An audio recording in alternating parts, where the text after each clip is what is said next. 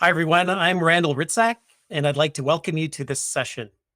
Please remember that this session is also being recorded and will be available for you to watch online at any point in time after the session ends. If you have any questions at all during the presentation, please add them at any point to the Q&A. You'll find the Q&A up on the right corner of your screen. There's a tab there that says Q&A. Please feel free to add your questions. Note that your questions will be sent privately. So with that, I'd like to welcome our speaker, Rainer Kruse. Rainer is the head of R&D with Schabmüller, and he'll be speaking to us today on the topic, Trends in Motor Design, Finding the Right Solution for Your Application. Welcome, Rainer. Please take it away. So, hello. Good afternoon, good morning. I want to talk you to a few slides about trends in motor design, finding the right solution for your application. I'm happy that you attend to this session. Let's just start. Talking about electric motors, I always like to start with the electric motor family tree. So there's a lot of different technologies you can find in the field of electric motors. So, and the way I show this is show on one side the AC machines alternating current, and on the right-hand side the DC machines. And you can find a lot of different kind of machines in that slide. And everything which is marked here in red, and on the other side as well, those are things we are dealing with at Schabmüller. I'm especially talking a little bit about the ones shown in green, and to make it a little bit more easy for you to understand where we are and what we are talking about, I'm frequently using these small symbols showing the rotor structure from the individual motors technology. So, for example, in the field of permanent magnet machines, surface mount, interior permanent magnet, or other kind of interior permanent magnet machine designs. On the other end, the synchronous reluctance machines with their special rotor geometry, using no magnet or additional magnets embedded in the rotor lamination. So remember, this is just showing very coarse something about the rotor structure. There's also always the squirrel cage rotor, which is a magnet-free design, of course, comparable to magnet-free design of synchronous reluctance machines. So you can see there's a variety of machines one can use in different applications. And let me go ahead and try to show what might be the difference between those motor technologies. First of all, a little bit of explanation. You see the first symbol, PSM, permanent magnet motor with surface mount magnets, where you really can't see the magnets if you look to a rotor. Interior permanent magnet motors with different geometries possible. Here, you typically can't see the magnet if you look to a rotor in an electric machine, because the magnets are buried in the rotor laminations. The HSM, hybrid synchronous motor, this is a special geometry of the IPM. This is designed for high reluctance torque. So you can see magnets are buried, but they are buried in a different way compared to the IPM. The synchronous reluctance motor, SRM, it's a magnet-free design, typically a magnet-free design. It's aluminum-free, and it's designed for a high speed range typically. There is models where you can find additionally some magnet material embedded in the rotor lamination, but we will come to that point and I will show the purpose. And we still, of course, have an induction motor. This is a magnet-free design, of course, but the rotor typically is filled with aluminum conductors. And this is, one can say, the backbone of all industrial applications. And it is also somehow a motor we use very frequently, especially in motors we produce for the material handling market. That's still the most important machine for our company. So looking to some motor technology comparison. Here you find again the different rotor designs belonging to the different motor technologies. Here you can see what I'm talking about again. And if we look to, for example, to motor peak efficiencies, you can see the red fields and the green fields. So you see that the magnet-free designs, which is the induction motor and the synchronous reluctance with no magnet material, they are at the lower end with the peak efficiency. There is a section where we see some medium and the highest efficiency, of course, we find on the motors using rare earth magnet material, neodymium or some barium cobalt magnets. The same, similar about the torque density. The magnet-free designs are at the low end. At the high end, we find again the rare earth magnet material designs. There's a third line speaking about the constant power speed range. This is something I'm going to explain later a little bit deeper. So we do see on the induction motors and on the synchronous reluctance machines, we see the highest constant power speed range. Here in the middle, we can see that the synchronous reluctance, which has additional magnet material buried in the rotor, is also at the high end. A special design of permanent magnet machine where we have the magnets in what we call spoke design is at the low end regarding constant power speed range. The IPM is medium and the surface mount is the lowest. Talking about general material cost, of course, the designs not using any material, any magnet material, it doesn't matter whether it's cost extensive or a cheaper magnet material, are at the best.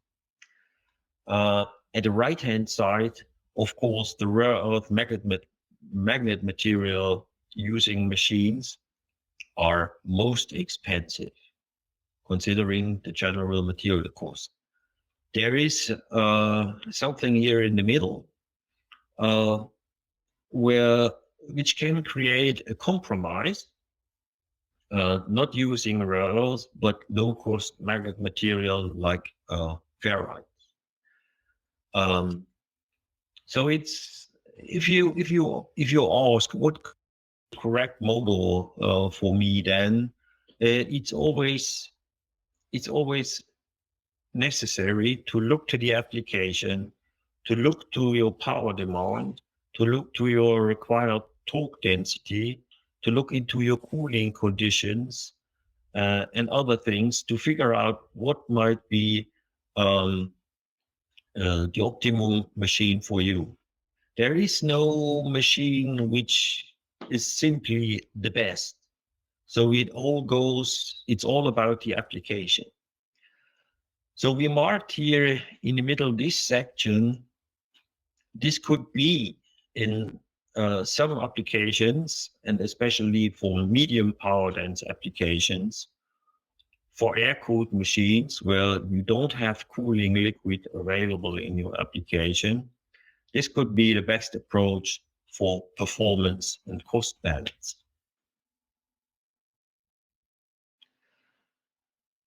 Again, a little bit comparing the peak efficiency of the individual designs.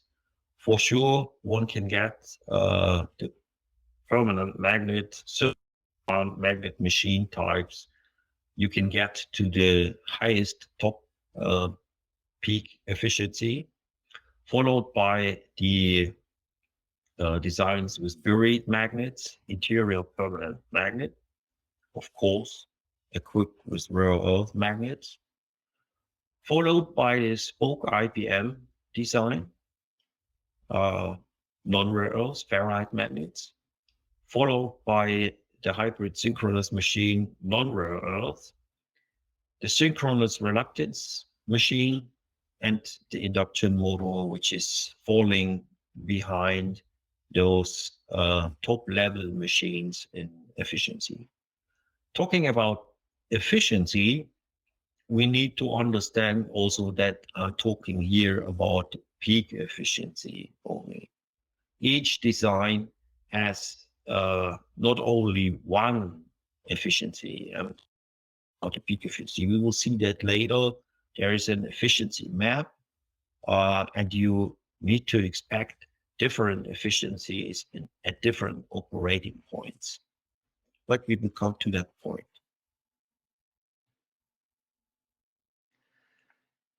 So what about the speed torque characteristics of different machine topologies for a limited given state of occurring? So one can see that the behavior of the individual machines can be very different, especially if you look to the this line. You will have these designs, it's the surface mount. I just take this to explain a little bit further. This is the machine where you typically get most of the torque per amp, and you get the highest peak efficiency from that design. But of course, this suffers from the fact that after reaching your base speed, reaching the full voltage, the torque will fall down rapidly, and you will not be able to get it to higher speed with a constant power output. This is looking different at the other topologies. So this is already showing us that according to what you want from your electric motor, according to your application, here one already has to make a choice and separate one or the other solution from the solution which might not be able to fulfill the requirements.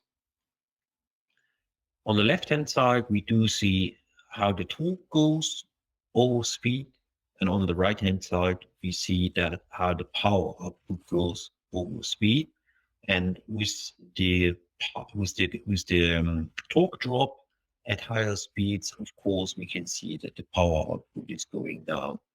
There is a similar but not the same behavior on all the other machine topologies shown here in the chart. Again, this requires attention, looking to the application requirements.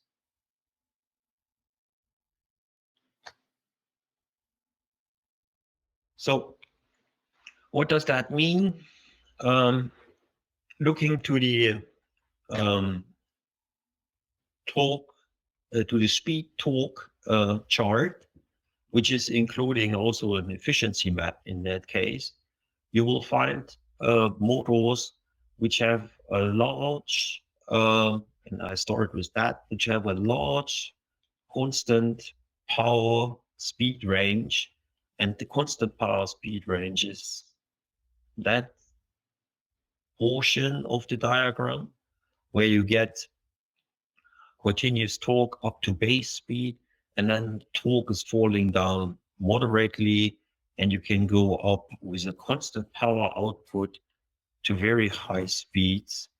So those machine designs are typical, for example, suitable for traction applications. There's other designs like the IPM in this special configuration where the magnets are arranged like spokes in a wheel, where you have a very small constant power speed range. So you can operate constant torque up to the base speed, but then you have a quick drop of the torque. So, and it's not possible to get this machine to higher speed into the field weakening range. And such kind of characteristics, one would typically prefer, for example, for driving a hydraulic pump. One example well known to us is driving hydraulic pumps on material handling equipment, forklift trucks, for example. Another thing to consider about the electric motor is the kind of protection you want to see on your motor. So the protection class is regulated in a standard.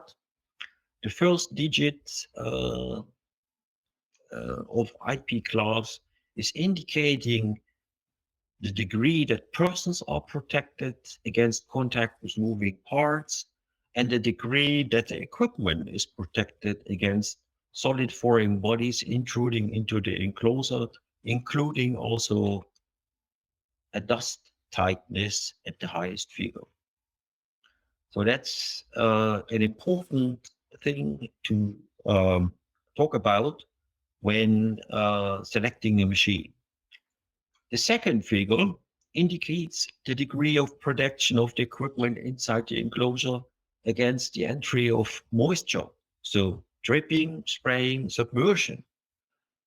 With the 0, there is no special protection. With the 8, the protection is given against complete continuous submersion in water. There's different standards available for specifying this. This is just giving a very coarse overview. So what does that mean?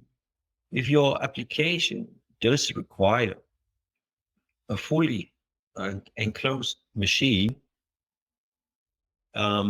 because you know that your equipment will be cleaned with jets, with water jet equipment, things like that. There's no way to specify a motor as an IPX6 or higher. What does that mean in reality? By applying these protection classes, IP, you will end up with, if you have not a very good protection, you will end up with an open, what we call open design motor. If you apply a high degree of protection, you will end up with a fully enclosed design. But this has an effect to the cooling properties of the electric machine. And one can see, for example, the difference. What does it take? What does it make with the motor if you take the same electric design, the same mechanical design, the same winding, everything the same, but you give an open housing to the motor or a closed housing to the motor? I just give an example. This machine, we look at the motor diagram at 40 Newton meter. That's the Newton meters here, at 40 Newton meter, will be able to operate for like 60 minutes.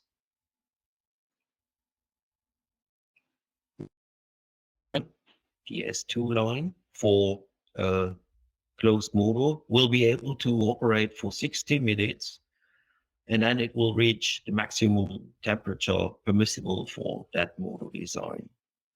If we have that same motor in an open design, again, operate the machine at 40 Newton meters, we can almost run it up to 100 minutes or a little bit more, crossing the line for the open motor, which is called the S2 curve in that case.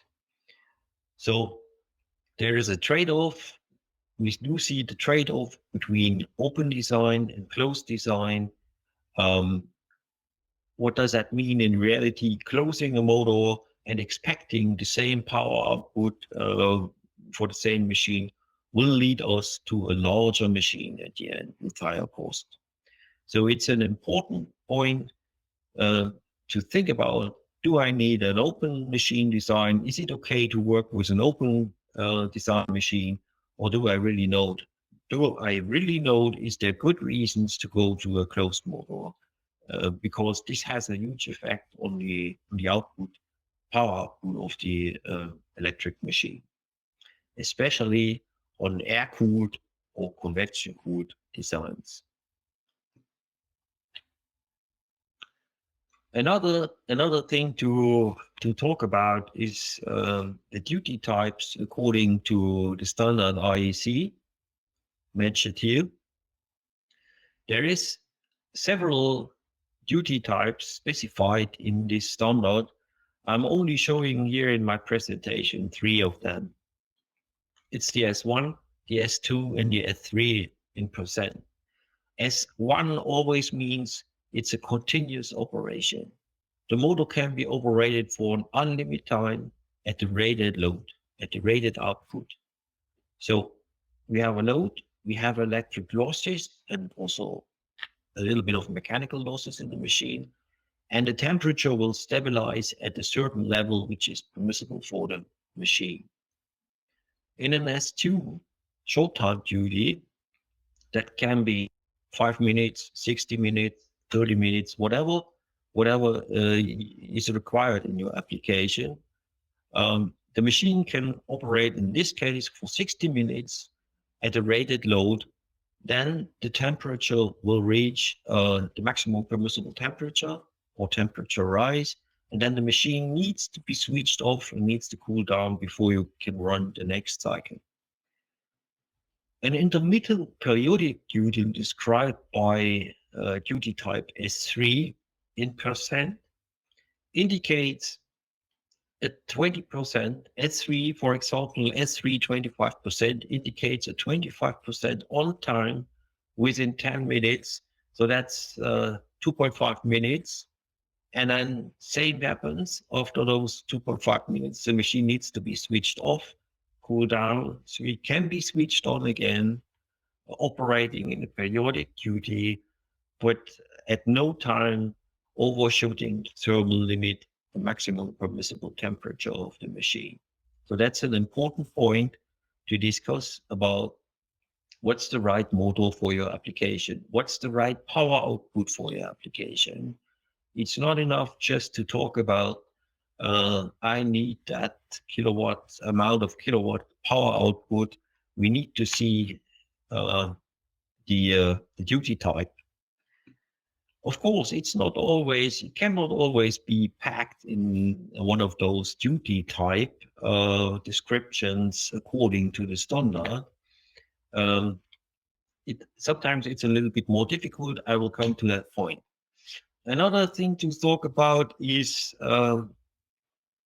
finally the controller limit, current limit, defines the maximum motor torque. But the motor has a current limit as well, especially on short-time duty. So you can see that a motor operated at different current limits can have different output. It doesn't say that it has this high output at a continuous duty, but at least it's possible. And that's the point which makes the electric machine different to a combustion engine. You can heavily overload a machine, but the question is always for how long.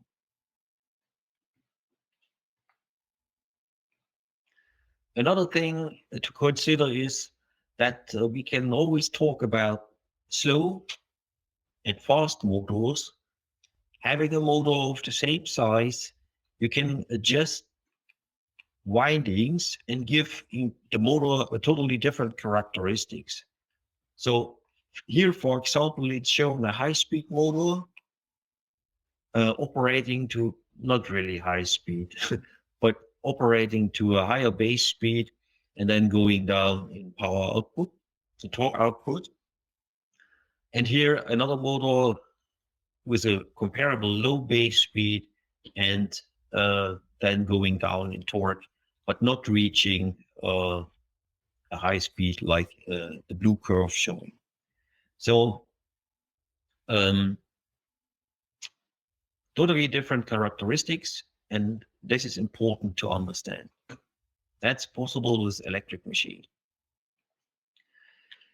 If you give a performance specification, it's always important to talk about what you really need. So, and to understand that the motor has a continuous output, like ES1, but it can have a peak output. And talking about the peak output, it's not really enough. So peak power, peak torque, like shown here, it's really not enough. So there should always a duty included in the specification, telling for how long do you want to run that peak. For example, 5 minutes, 2 minutes, or any other kind of duty described in the standards. Ideally, if you specify an electric motor, what you want to see from an electric motor, you create such kind of diagram showing the speed, showing the required torque, and put your operating points into the diagram. You can show the time, the duty time assigned to the operating points, for example, by the size of that bullet, giving a first indication how long does the motor operate at such operating points. Ideally, if you cannot provide a duty time for these operating points where you want to operate your machine, provide a duty cycle from an existing machine. So, and it's not important to speak about the power out so much about the power output in kilowatts. It's more important to speak about speed, torque, operating points, and the duty time. That's the important point. It's not really important to talk about kilowatts. And the motor manufacturer will select or create a machine which will be able to deliver the operating points on one hand, but the machine being terminally healthy on the other hand, considering your duty cycle. So how could a duty cycle look like? Here, over time, we have a recorded duty cycle. It's showing the speed, the torque, here's some torque peaks, and it's also showing the calculated, but it's not so important, the calculated power output of the machine over time in a duty cycle. There are a few lines here showing the motor's continuous output torque, a 5 minutes torque and a 10 seconds torque. In that specific case, one can see that the 10-second torque output for the motor is still above the limit of those torque peaks shown in that duty cycle. So it looks like this could be an okay machine for that duty cycle. So One can do it better. So it's better to show only absolute amounts in such kind of duty cycles. No negative power, no negative torque or speed, because it's not important for the machine whether it's generating or motoring torque, or it's a clockwise or counterclockwise rotation. So everything can be mirrored. Everything what is negative can be mirrored into this positive quadrant. So then we can take the operating points from that duty cycle and can put that in our speed torque diagram.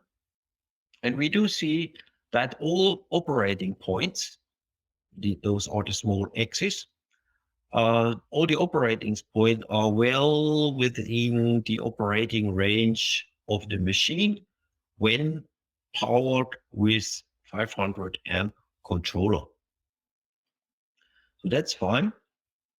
And but it's mandatory also to check the power electronics regarding this duty cycle. The inverter must be okay for operating the short time duty as well, but frequency at the current limit. So all operating points according to the customer duty cycles are in that diagram. So, but it does not show the break times allowing to cool down the machine. But at least one can see all the operating points are possible, and one can also see the operating points are at different efficiency levels, and this can be judged as well. If you cut down the current limit, for example, one can see in that diagram how this would affect the torque output from the machine. Because we do see the current lines cutting the torque down, we see the power lines, and we do see the efficiency by column.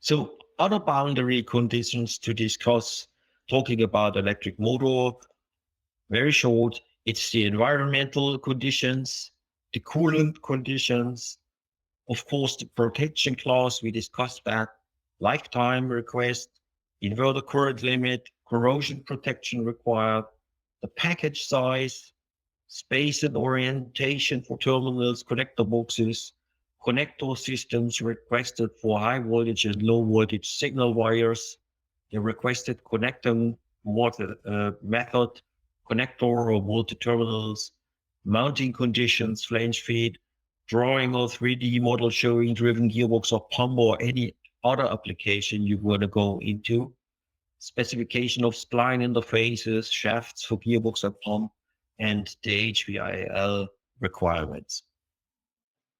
So 35 minutes over, I'm at the end of my presentation. If you have any questions, feel free. Thank you so much for that, Reiner. Really appreciate sort of that overview of motor design and trade-offs as well. We have just a couple of questions here, and we're running a few minutes over, but we'll take a few questions.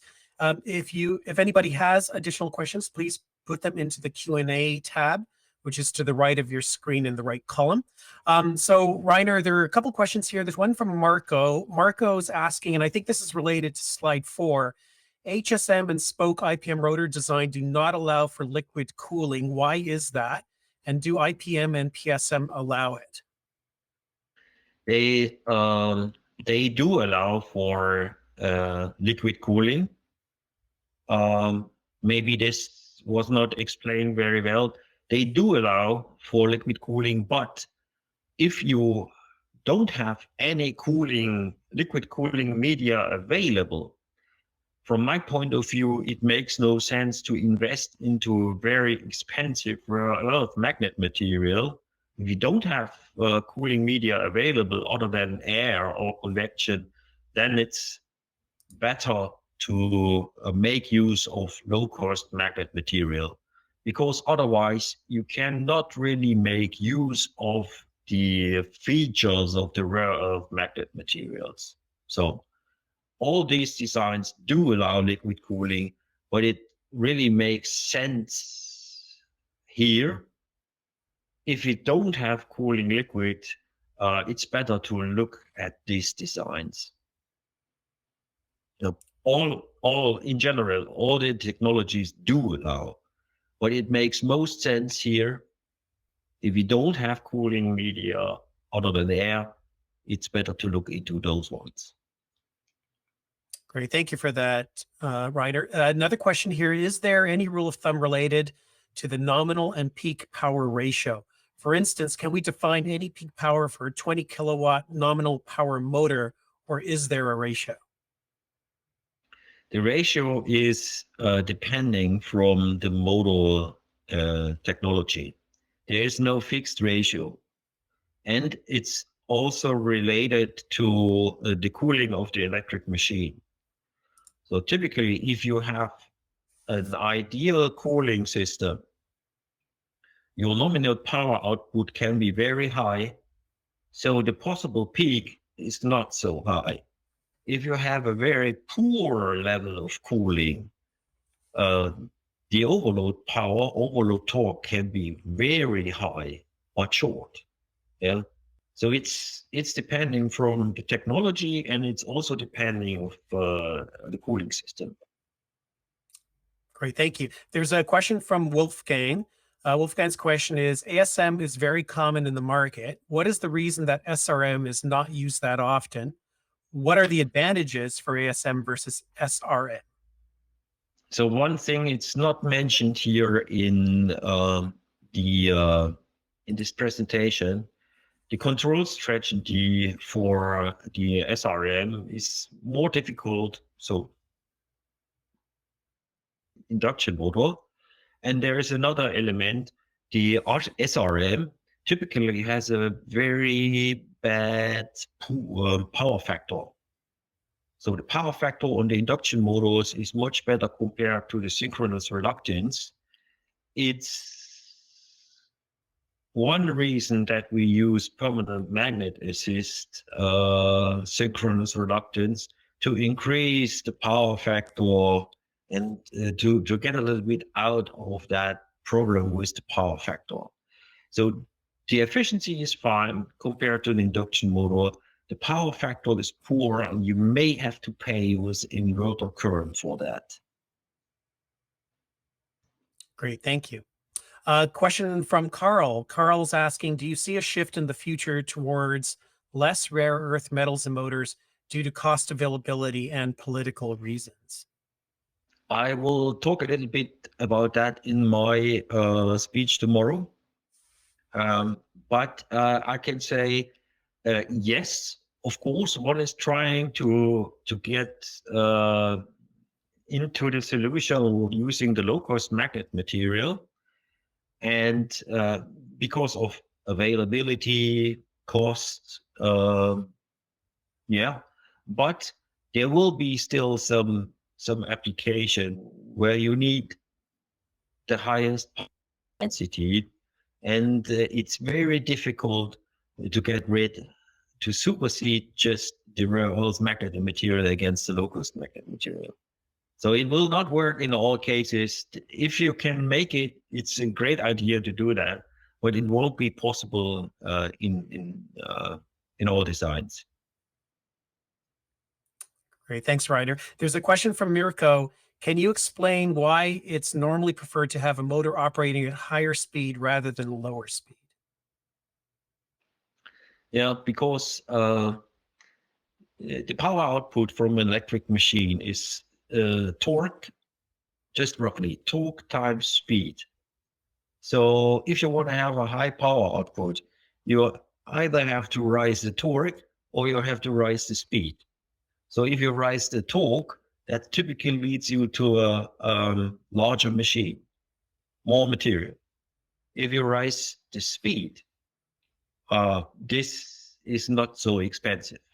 So that's why it's always worth to consider higher speed machines compared to lower speed machines. I have an example about that in my tomorrow's presentation as well. That's great. A couple more questions here. One from Bernd. There's positioning and low and slow speed might be a requirement. What kind of motor would do the job best? Sorry, I think I didn't got it right. Positioning and slow speed might be a requirement. What kind of motor would do the job best in that case?